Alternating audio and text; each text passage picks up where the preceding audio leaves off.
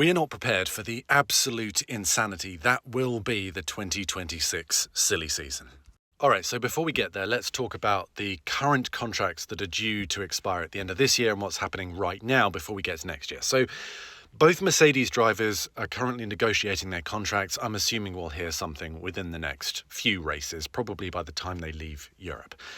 There's all the business with the Red Bull and Racing Bulls teams. So Max is staying for next year, but who drives what, when, how, if, for the other three spots, completely up in the air right now. So we don't know that. And Franco Colapinto is currently on a rolling contract. So these are the unknowns for 2025. However, we haven't gotten to the big stuff yet. 2026 is going to be absolutely nuts. The contracts that are expiring at the 2026 are as follows. Lewis Hamilton, Fernando Alonso, Pierre Gasly, Esteban Ocon, Alex Albon, Nico Hülkenberg, Carlos Sainz, Gabriel Bortoleto, Ollie Berman. That's who is expiring at the end of 2026. Add to the mix that these are going to be brand new cars, and this time next year we will have got over halfway through the season and the pecking order will be established. Now, let's throw another thing into the mix. Max Verstappen. He is going to spend the first half of next year with his beady little eyes out, looking at everyone, trying to figure out what is the best team.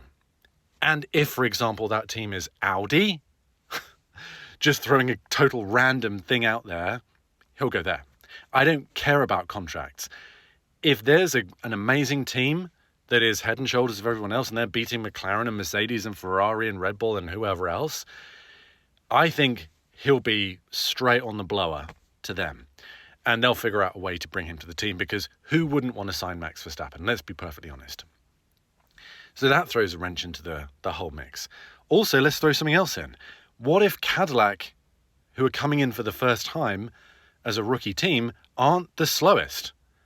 What if they're doing pretty well and there are teams that have been in for years who are doing worse? There's going to be some heads on the chopping block.